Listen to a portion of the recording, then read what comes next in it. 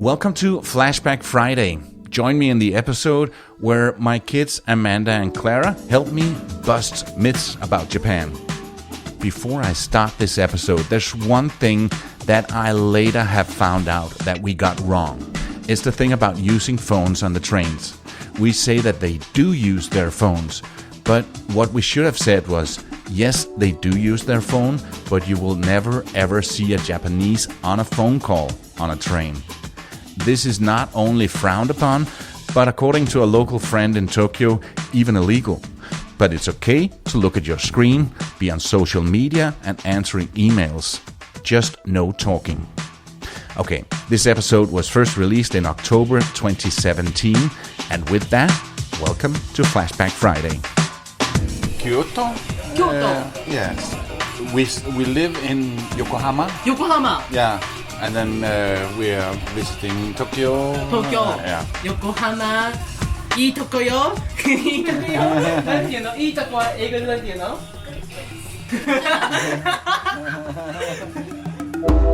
？Meet Palebo, a digital nomad from Denmark on an epic journey around the world. At the age of 50, he made a bold decision. He sold everything, his house, his car, his furniture, and set out with a quest to visit every single country in the world, documenting everything along the way. This is the Radio Vagabond podcast. I'm in Japan, and both my daughters are here. It's my youngest, Clara. She's 20.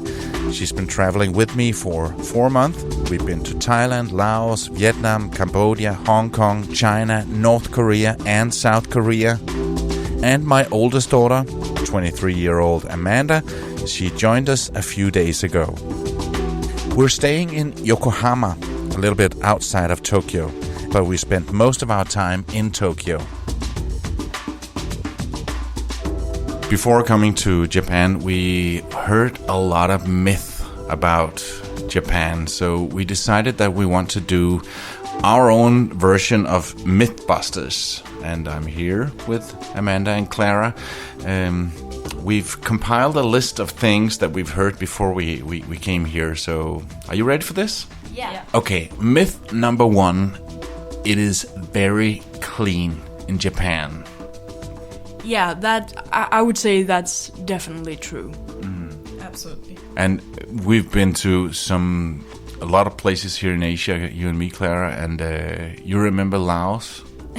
Yeah, That's just one of the places. Quite different from Laos. I loved Laos, one of my favorite places, but you remember we stayed close to the Mekong River, and there was sort of a wall and a small hill down to the river, and people just dumped their garbage just over the wall, and I saw a TV down there and stuff that would stay there forever. Yeah. So that would never ever happen in Japan. No, absolutely not. So when we were walking in Tokyo, we did not see any garbage, not an empty bottle of water, or not a cigarette butt in the street, nothing. And I find that a bit strange, since there was I didn't see any bins or... No. It was so weird. No garbage bins, but people just put it in their pocket and took it back home. That's amazing. So I would say Japan is clean. Absolutely confirmed. Yes.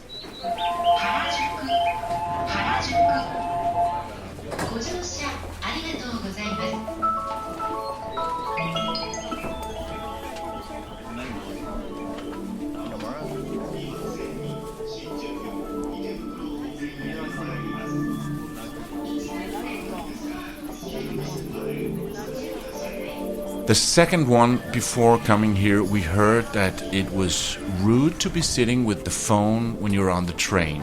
Yeah, I don't think that's true. If that was the case, a lot of people were rude. I didn't see it. I saw so many Japanese people who were sitting on their phones. It was like in any other Western type country, or any other country for that matter. Everybody was looking into their phones. Yeah. But nobody was having any conversations on the phone. No, it was very maybe quiet. that was what people said was rude. And the trains were quiet. Very quiet. Even standing on the platform, nobody was talking. It was very quiet and polite. Yeah. So that one, that is rude to be on your phone in the train. I think that's busted. But yeah. But the thing about being polite, that's myth number 3. The Japanese are polite. Yeah. Absolutely. Absolutely. Yeah. Even too much, maybe. Maybe just a little bit too much. You remember the bakery near the train station? They just kept saying, arigato, arigato. And it was like driving me insane. I had to get out of there because it was like, please be quiet. Enough. I'm just trying to buy a piece of bread. Yeah, but do you remember the restaurant? We were told that you don't give tips in Japan. Oh, yeah. So 2,792 yen. In fact, I put 3 yen too much. And we were waiting for him to come back, but then again, 3 yen, that's around 2 cents, I think. It's like nothing. So we walked out of there.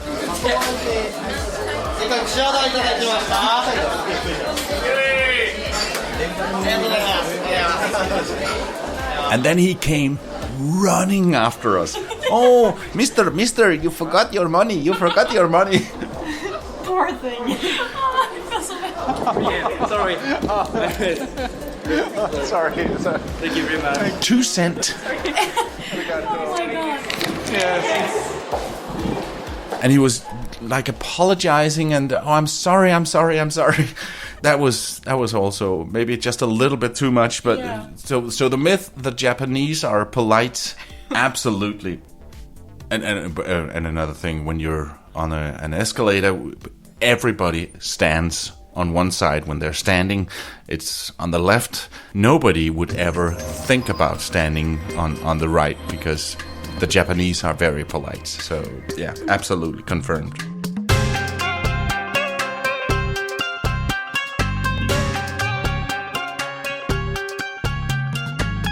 The next one is one that you put on the table. There's a lot of cuteness in Japan.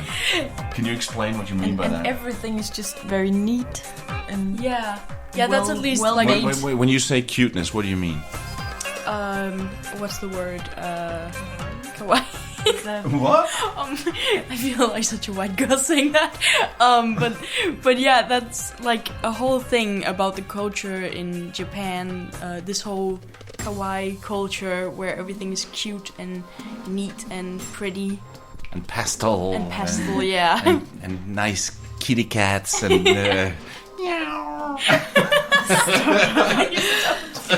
But I would say it also like it's very well made what they do. They really put their whole soul into what they do.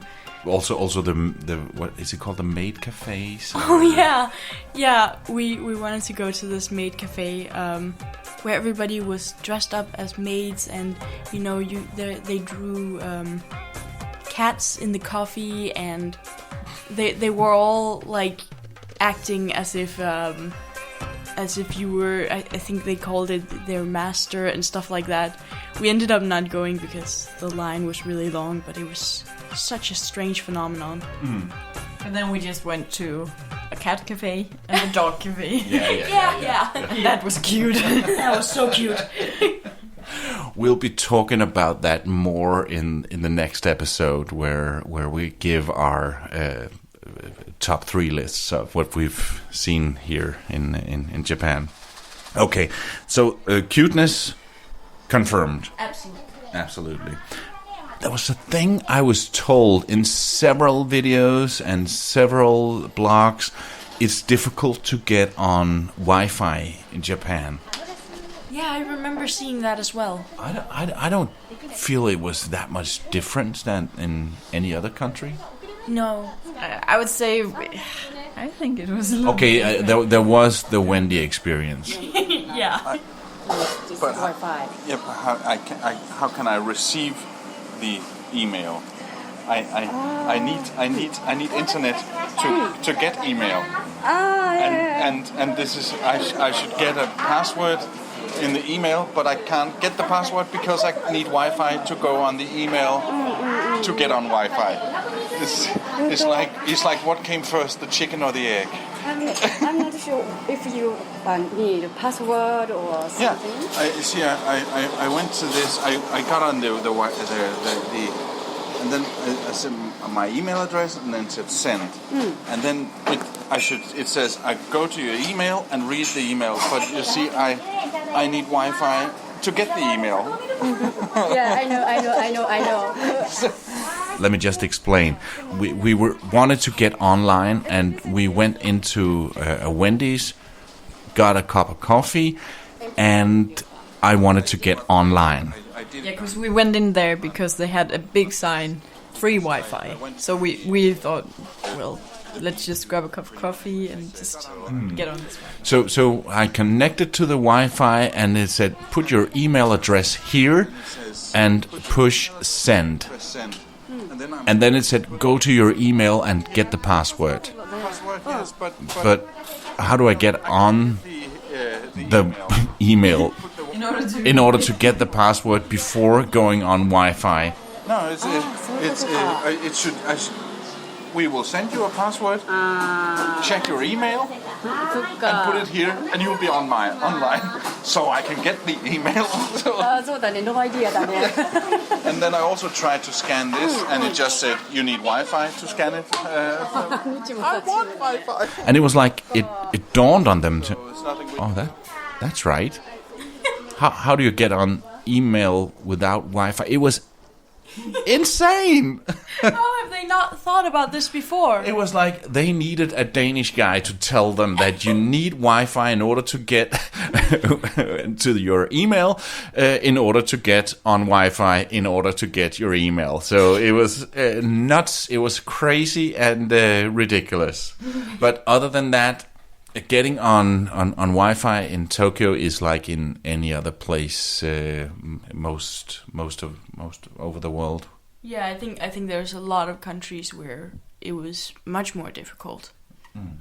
Yeah, it's probably because you have been to a country with worse Wi-Fi. Because I thought it was quite difficult. Even on the train stations, they had Wi-Fi, but in some other places you need to sign up. The whole process of it was kind of time-consuming, but you could get online most places. Just don't go to a Wendy's.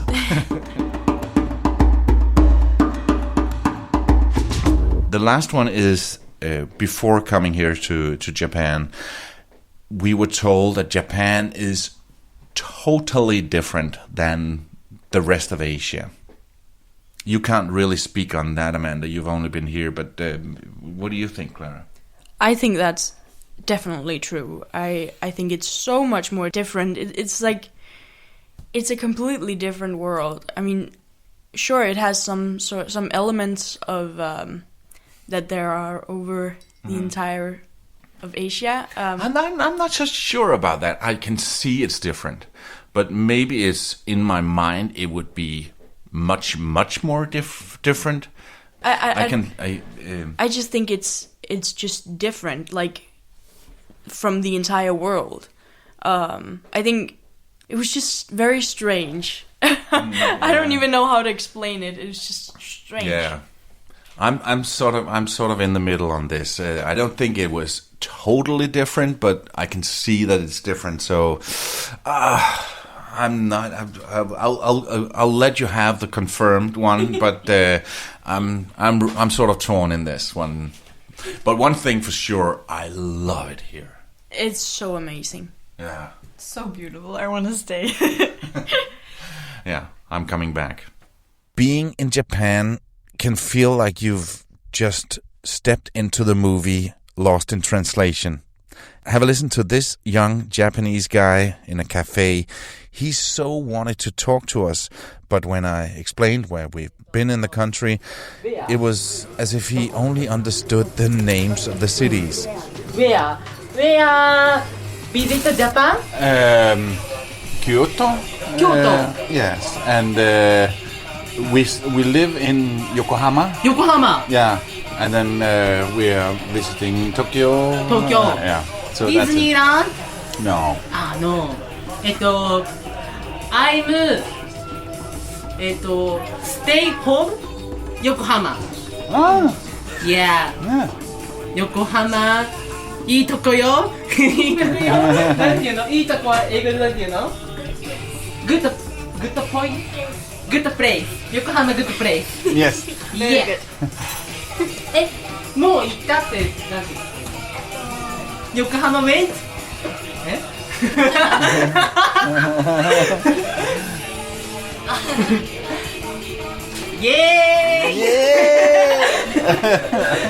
？On my way out, I even tried to make a small interview with him. That didn't go down very well. What is your name? Ryutang. Ryutang. What is the best thing about Tokyo? なんだ東京 Yeah, enjoy time. Yeah, Bye-bye. Bye-bye. In the next episode, I speak to an Englishman who actually managed to learn some Japanese. Are you turning Japanese? I really think so. I knew you were going to say that. It's our Airbnb host, Gab. He's been living in Japan for a few years and is a total cool guy. We rented a room with him, so we shared the kitchen and had lots of opportunities for talking and playing with his wonderful son who stays with him every weekend. And then Amanda, Clara and me, we take you through our favorite places in Japan. All that and much more in the next episode of the Radio Vagabond podcast. If you like this podcast, please subscribe in iTunes or the podcast app on your smartphone. You can see pictures, watch videos, and read much more on the radiovagabond.com. My name is Palabo. See ya.